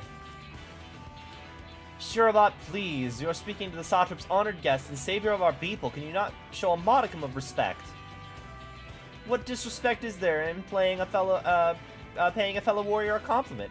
We all are friends here, or will be soon enough.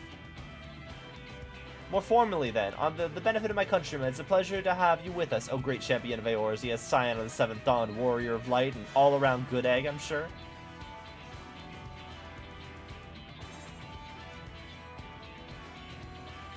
This talk of eggs reminds me I'm late for dinner. A man after my own heart, I like that. Don't you worry, I'll keep it short. There's just one thing or two we'd like you to remember. First of all, about the room you're standing in now. Radzat Han welcomes delegates from all over the lands to oversee trade and diplomatic dealings. Then there are military matters to discuss, which is why all of these officers are stationed here at Sundrop. Imagine you're familiar with each of the nations they represent, yes? You got representatives from Doma, Uldan Alamigo, Lominsa. I like his outfit. Gridania. And last but not, never let it be said least, Ishgard. They're the eyes, ears, and mouths that bridge the distance between Radzat Han and their respective homelands. We use this brief respite to share details of our plight with our overseas counterparts. And wouldn't you know it, all their leaders requested a few words from you specifically. You're a man in high demand, eh? And so, would you mind regaling us with your own account? Indulge us before you indulge yourself.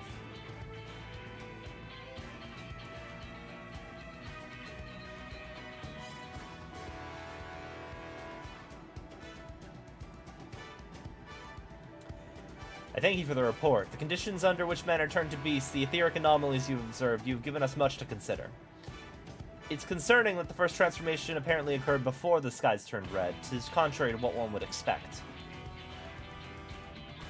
Thankfully, the information you conveyed to Lucia upon your return from the moon has already proved invaluable.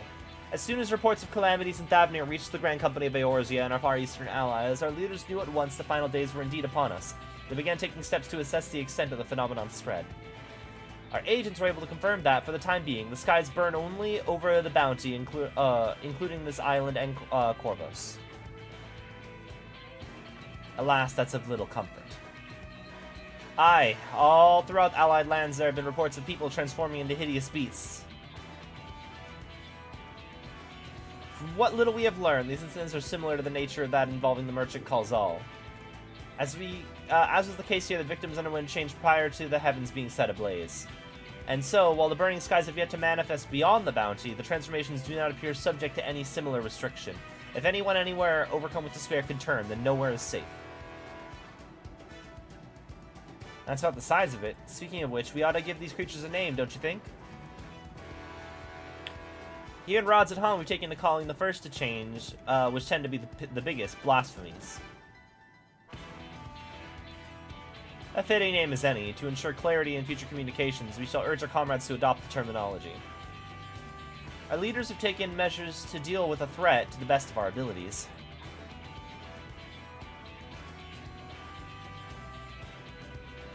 Aye, each nation has assembled their own groups of elite soldiers to put down these so-called blasphemies and their spawn as well when they appear. At the same time, they're doing all in their power to put people's minds at ease and prevent panic and fear from spreading. That said, brave souls with the strength and fortitude never to fell these terrible fiends are not easily found. Just so, and it's for that very reason we turn to you. Pray lend us your strength and help us slay the blasphemies that plague our homelands. Now, you don't have to give your reply before dinner. I should also mention that each blasphemy seems to possess wildly different characteristics. That works well against one What works well against one may serve poorly against another. So before you're rushing off to save everyone's day, have a word with the delegates. They'll tell you what to expect.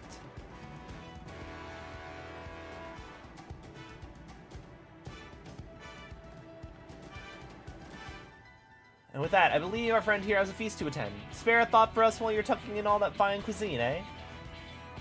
Yay! Roll quests for Endwalker!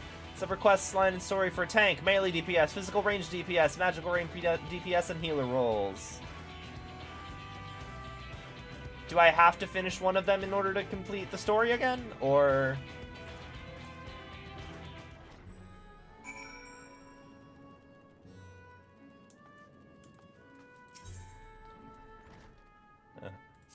It did not say I have to complete them to complete the story.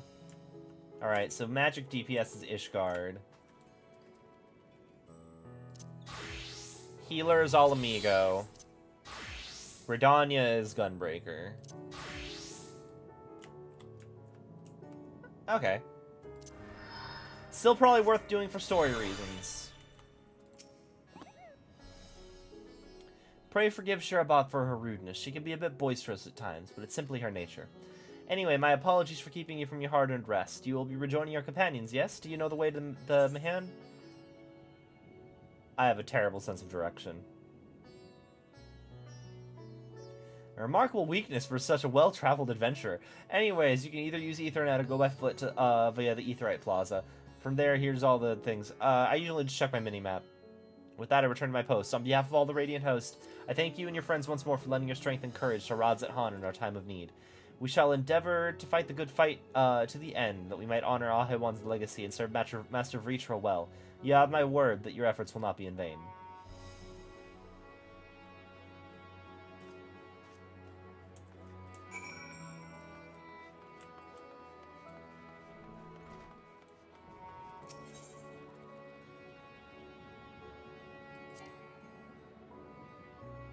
Okay, so I've got to attune to a couple more places.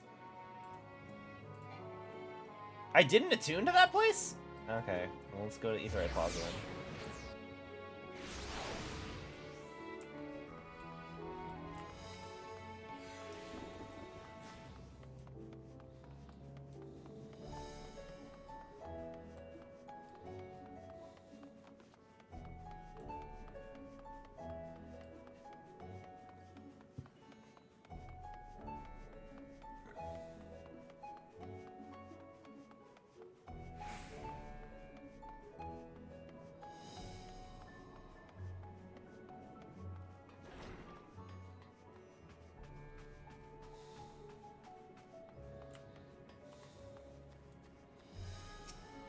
How was your meeting with the Radiant? I would love to hear more.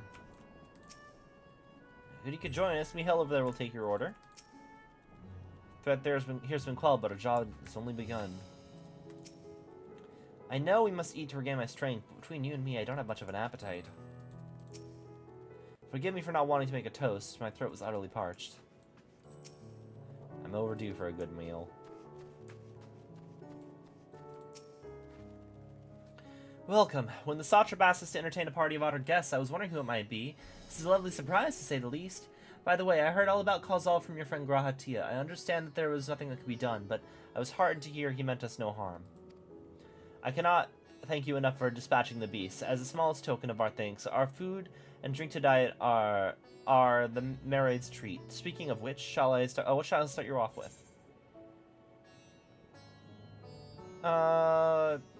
Piping hot mug of chai, please. As you wish. Pray join your friends, and I'll bring you the drink. Welcome back. Whatever the Radiant want with you, pray tell.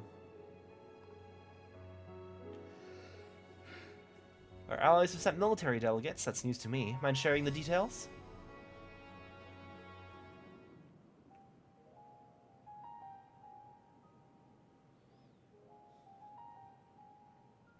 So blasphemies now plague all the realm. It will only get worse if what Father said is true, as it did in Amarot. If that's our model, then shouldn't we expect the effects to grow more severe as it feeds off its own spread? As if people transforming into those monstrosities wasn't bad enough. If the flora and fauna, if the land itself turned against us. No one would survive.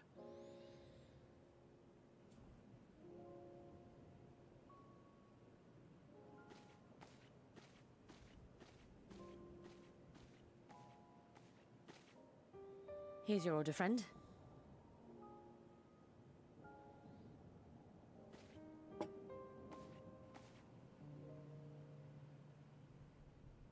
May you find comfort in these dark times.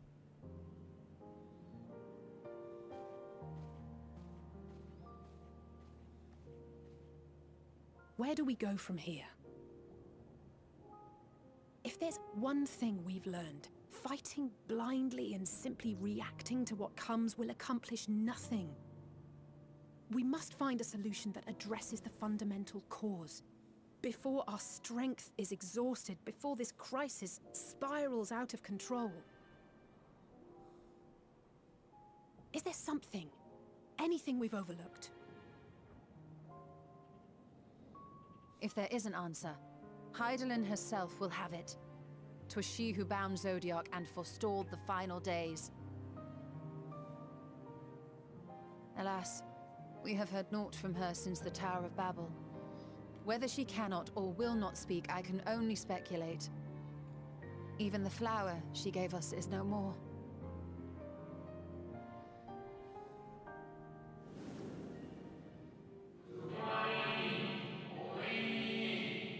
Called it Elpis, you will do well to remember the name.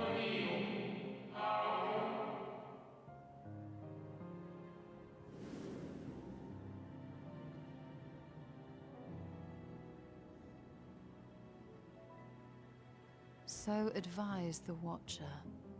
But what could be the significance of that name? It is entirely unfamiliar to me. To me as well. It meant something to the ancients, though. In our time. Most surely. Yet I do not recall a single mention of it in the records of Anida. Another dead end. And quite literally. It's not as if there are any ancients living we could go and ask. You can go and ask the Watcher. Not alive as such, but not quite dead. Or we can go talk to the Shades in Amarat.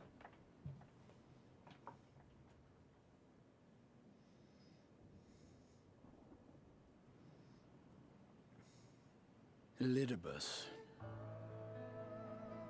What? I sealed him in the White Horosite of the Crystal Tower back on the first. Contained within that reservoir of ether that maintains it, ether that is returned little by little to the sea. Naught may remain of his soul. However, if part of it lingers, we might be able to speak with him there. I know we can no longer make that journey, but you, my friend, still can. Also, can't we ask the Shades in Amarat?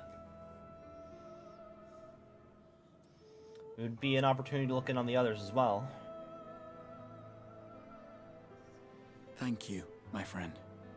That would mean much to me.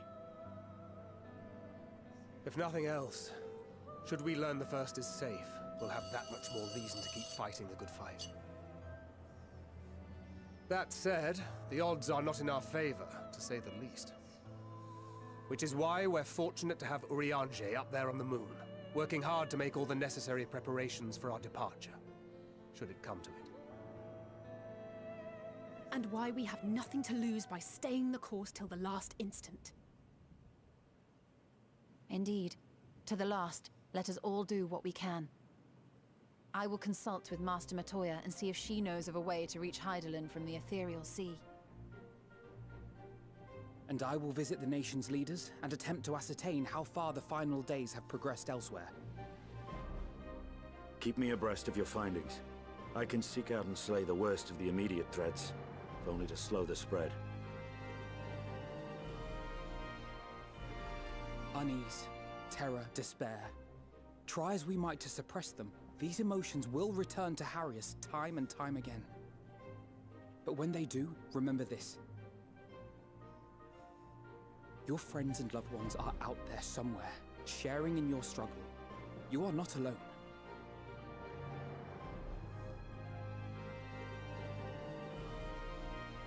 So ends the brief respite before the next revelation.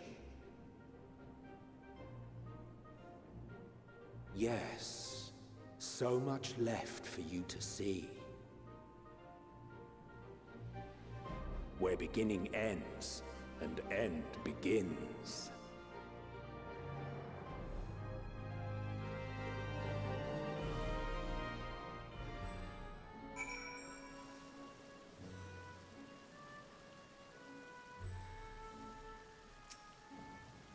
Now then, is there anything we've forgotten to mention? Your arms and armor in good order.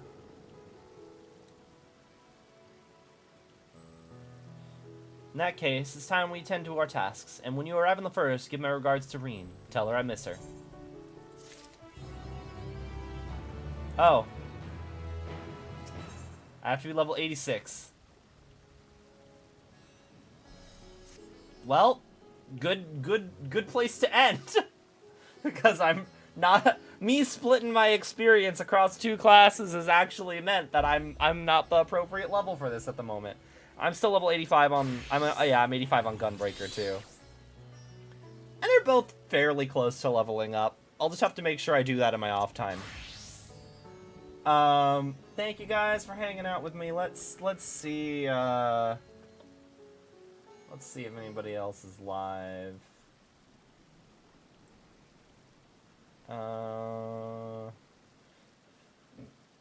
Whole lot of people playing Final Fantasy VII.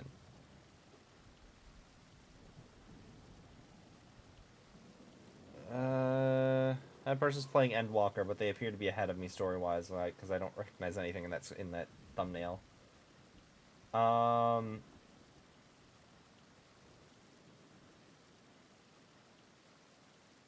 Yeah, I don't know. I might just let AutoHost take it.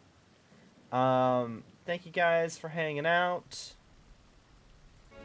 I'm going to see you guys probably tomorrow morning. Until next time, adios.